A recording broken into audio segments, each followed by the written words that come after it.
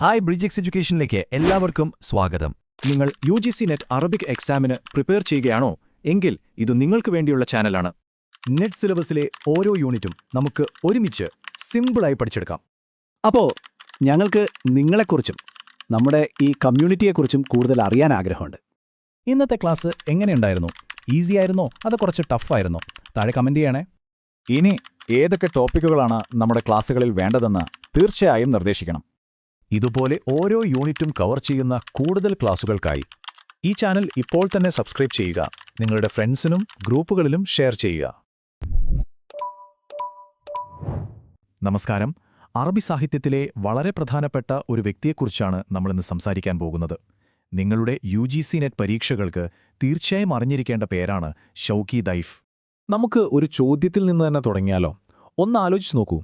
കാഴ്ചശക്തി ഏതാണ്ട് പൂർണ്ണമായി നഷ്ടപ്പെട്ടിട്ടും തലമുറകൾക്ക് അറബി സാഹിത്യത്തിന്റെ വഴികാട്ടിയായി മാറിയ ആ വലിയ പണ്ഡിതൻ ആരായിരിക്കും? അതെ, നിങ്ങൾ ഊഹിച്ചത് ശരിയാണെങ്കിൽ നമ്മൾ സംസാരിക്കുന്നത് അഹമ്മദ് ഷൗക്കി അബ്ദുസ്സലാം ദെയ്ഫിനെക്കുറിച്ചാണ്. ലോകം അദ്ദേഹത്തെ ഷൗക്കി ദെയ്ഫ് എന്ന പേരിൽ അറിയുന്നു. അദ്ദേഹം വെറുമൊരു ഈജിപ്ഷ്യൻ എഴുത്തുകാരൻ മാത്രമായിരുന്നില്ല, അതിലുപരി ഒരു ഭാഷാ പണ്ഡിതനായിരുന്നു. അറബി ഭാഷാ അക്കാദമിയുടെ മുൻ തലവനായിരുന്നു. എല്ലാത്തിലുമുപരി നിങ്ങൾ തീർച്ചയായും അറിഞ്ഞിരിക്കേണ്ട ഒരുപാട് കൃതികൾ രചിച്ച വ്യക്തി കൂടിയാണ്. പക്ഷേ അദ്ദേഹത്തിന്റെ ജീവിതയാത്ര അത്ര എളുപ്പമുള്ള ഒന്നായിരുന്നില്ല. വളരെ സാധാരണമായ ഒരു ചുറ്റുപാടിൽ നിന്ന് തുടങ്ങി ജീവിതത്തെ തന്നെ മാറ്റിമറിച്ചേക്കാവുന്ന ഒരുപാട് വെല്ലുവിളികളെ അതിജീവിച്ചാണ് അദ്ദേഹം മുന്നോട്ട് വന്നത്. നമുക്ക് കഥയുടെ തുടക്കത്തിലേക്ക് പോകാം. 1910 ഈജിപ്തിലെ ദമ്യാത്തിലെ ഒരു ചെറിയ ഗ്രാമത്തിൽ ഒരു കർഷക കുടുംബത്തിലാണ് അദ്ദേഹം ജനിക്കുന്നത്. അദ്ദേഹത്തിന്റെ പിതാവ് ഒരു അസ്ഹരി പണ്ഡിതനായിരുന്നു. അതിന്റെ സ്വാധീനം ചെറുപ്പത്തിൽ തന്നെ ഷൗക്കിയിൽ കാണാമായിരുന്നു. വെറും 10ാമത്തെ വയസ്സിൽ ഒന്നാലോചിച്ചു നോക്കൂ, അദ്ദേഹം ഖുർആൻ മുഴുവനായും ഹൃദിസ്ഥമാക്കി. വരാനിരിക്കുന്ന പ്രതിഭയുടെ ആദ്യത്തെ സൂചനയായിരുന്നു അത്.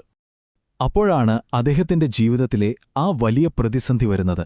അത് എല്ലാത്തിനെയും മാറ്റിമറിക്കാമായിരുന്നു.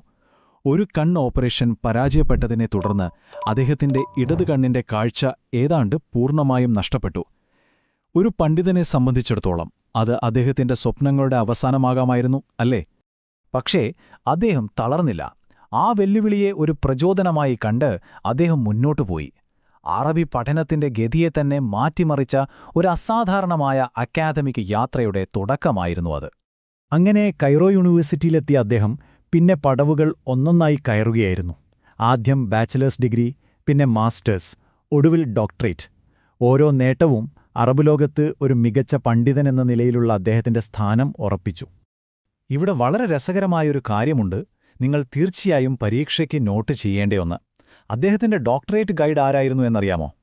സാക്ഷാൽ ത്വാഹ ഹുസൈൻ. അതെ, 20ാം നൂറ്റാണ്ടിലെ അറബ് സാഹിത്യത്തിലെ ഇതിഹാസം. ഷൗക്കി ദൈഫിലെ പ്രതിഭയെ അദ്ദേഹം തിരിച്ചറിഞ്ഞോ? അദ്ദേഹത്തിന് വഴികാട്ടിയായി. ഈ ഗുരു-ശിഷ്യബന്ധം ഓർത്തുവെക്കേണ്ട ഒരു പ്രധാനപ്പെട്ട പോയിന്റാണ്. പഠനങ്ങളെല്ലാം പൂർത്തിയാക്കിയ ശേഷം അദ്ദേഹം സ്വന്തമായി ഒരു സാഹിത്യ സാമ്രാജ്യം തന്നെ കെട്ടിപ്പടുക്കാൻ തുടങ്ങി. ആഴത്തിലും പരപ്പിലും അതിനോട് കിടുപിടിക്കാൻ മറ്റൊന്നുമില്ല എന്ന് തന്നെ പറയാം. ഏകദേശം 50ഓളം പ്രധാനപ്പെട്ട കൃതികൾ. 50! ആ സംഖ്യ നോർത്തു നോക്കൂ. പ്രത്യേകിച്ചും കാഴ്ചയുടെ വെല്ലുവിളികൾക്കിടയിലാണ് അദ്ദേഹം ഇത്രയും വലിയ സംഭാവനകൾ നൽകിയത്. അത് അദ്ദേഹത്തിന്റെ കഠിനാധ്വാനത്തിന്റെയും പ്രതിഭയുടെയും ഏറ്റവും വലിയ തെളിവാണ്. അദ്ദേഹത്തിന്റെ എല്ലാ കൃതികളിലും ഒരു കിരീടം പോലെ തിളങ്ങി നിൽക്കുന്ന ഒന്നാണ് സിൽസിലത്തു താരീഖിൽ അദബിൽ അറബി എന്ന പരമ്പര. ഇതൊരു ചെറിയ പ്രോജക്റ്റ് ആയിരുന്നില്ല. 30 വർഷമാണ് അദ്ദേഹം ഇതിനായി ചിലവഴിച്ചത്. നിങ്ങളുടെ പരീക്ഷകൾക്ക് ഇത് വളരെ പ്രധാനപ്പെട്ടൊരു ഭാഗമാണ്. അദ്ദേഹത്തിന്റെ രചനകൾ ഒരു മേഖലയിൽ മാത്രം ഒതുങ്ങി നിന്നില്ല. തജ്ദീദുൻ നുഹു പോലുള്ള ഭാഷാപഠനങ്ങൾ മുതൽ അൽ ഫന്നു വ മദാഹിബുഹു ഫിഷ്യേറിൽ അറബി പോലുള്ള സാഹിത്യവിമർശനങ്ങൾ വരെ അദ്ദേഹം എഴുതി. ഈ പേരുകളൊക്കെ അറബിയിൽ തന്നെ ഓർത്തുവെക്കുന്നത് നല്ലതാണ്, കാരണം ഇവ പലപ്പോഴും പരീക്ഷകളിൽ കടന്നുവരാറുണ്ട്. ഇത്രയും വലിയ സംഭാവനകൾ നൽകിയ ഒരു ജീവിതത്തിന് അംഗീകാരങ്ങൾ ലഭിച്ചില്ലെങ്കിലല്ലേ അത്ഭുതമുള്ളൂ. തീർച്ചയായും ലോകത്തിന്റെ പല ഭാഗത്തുനിന്നും ബഹുമതികൾ അദ്ദേഹത്തെ തേടിയെത്തി. അതൊന്നോ രണ്ടോ വർഷത്തെ കാര്യമല്ലായിരുന്നു, പതിറ്റാണ്ടുകൾ നീണ്ടുനിന്ന അംഗീകാരങ്ങളായിരുന്നു. 1955 സ്റ്റേറ്റ് പ്രൈസിൽ തുടങ്ങി 1983 കിങ് ഫൈസൽ ഇന്റർനാഷണൽ പ്രൈസ് വരെ അറബ് ലോകത്തെ ഏറ്റവും വലിയ ബഹുമതികൾ പലതും അദ്ദേഹത്തിന് ലഭിച്ചു. ഓർക്കുക, അദ്ദേഹം ഒരു എഴുത്തുകാരൻ മാത്രമായിരുന്നില്ല, ഒരു നേതാവ് കൂടിയായിരുന്നു. കെയ്റോയിലെ പ്രശസ്തമായ അറബി ഭാഷാ അക്കാദമിയിൽ അദ്ദേഹം അംഗമായി. പിന്നീട് 1996 അതിന്റെ പ്രസിഡന്റായും തെരഞ്ഞെടുക്കപ്പെട്ടു. അപ്പോ ഈ അവിശ്വസനീയമായ ജീവിതത്തിൽ നിന്ന് നമുക്ക് ഉൾക്കൊള്ളാനുള്ള ഏറ്റവും വലിയ പാഠം എന്താണ്? എന്താണ് അദ്ദേഹം അവശേഷിപ്പിച്ചു പോയ ആ അനശ്വരമായ പാരമ്പര്യം? 2005-ൽ തന്റെ 95-ാം വയസ്സിൽ ഷൗക്കി ദൈഫ് ഈ ലോകത്തോട് വിട പറഞ്ഞു. പക്ഷേ അദ്ദേഹം ഒരിക്കലും മരിക്കുന്നില്ല. നിങ്ങളെപ്പോലുള്ള ഗവേഷകർക്കും വിദ്യാർത്ഥികൾക്കും ഇന്നും വഴികാട്ടുന്ന ഒരു വലിയ വിജ്ഞാനശേഖരം അദ്ദേഹം നമുക്കായി ബാക്കിവെച്ചു. അദ്ദേഹത്തിന്റെ ജീവിതം നമ്മെ പഠിപ്പിക്കുന്ന ഏറ്റവും വലിയ കാര്യം സ്ഥിരോത്സാഹമെന്നതാണ്. എത്ര വലിയ പ്രതിസന്ധികളുണ്ടായാലും തളരാതെ മുന്നോട്ടു പോകാനുള്ള കഴിവ്. അപ്പോൾ ഈയൊരു ചിന്തയോടെ നമുക്ക് അവസാനിപ്പിക്കാം. നിങ്ങളുടെ പഠനയാത്രയിൽ ഷൗക്കി ദൈഫിന്റെ ജീവിതവും കൃതികളും അദ്ദേഹത്തിന്റെ അവിശ്വസനീയമായ യാത്രയും നിങ്ങൾക്കെങ്ങനെ ഒരു പ്രചോദനമാക്കാൻ കഴിയും? അപ്പോ നമ്മൾ പ്രധാന കാര്യങ്ങളൊക്കെ പറഞ്ഞു കഴിഞ്ഞു. ഇനി അടുത്ത സ്റ്റെപ്പ് എന്താണെന്ന് നോക്കിയാലോ? ഈ വിഷയത്തിലെ മെയിൻ പോയിന്റ്സ് ഒക്കെ നിങ്ങൾക്ക് ക്ലിയർ ആയിട്ടുണ്ടാകും അല്ലേ? അപ്പോ ഏറ്റവും പ്രധാനപ്പെട്ട ചോദ്യം ഇതാണ്: ഇനി എങ്ങനെ പഠനം മുന്നോട്ട് കൊണ്ടുപോകും? നിങ്ങളുടെ പഠനത്തിന് ഒരു മുതൽക്കൂട്ടാകാൻ പറ്റിയ ഒരു വഴിയുണ്ട്.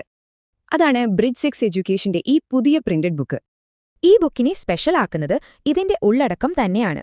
നമ്മുടെ ഓരോ ക്ലാസ്സിലെയും പോയിന്റ്സും കഴിഞ്ഞ 5 വർഷത്തെ നെറ്റ് എക്സാം ക്വസ്റ്റ്യൻസും ഇതിലുണ്ട്. ഈ ബുക്കിന്റെ ഒരു കോപ്പി ഓർഡർ ചെയ്യാൻ വളരെ എളുപ്പമാണ്.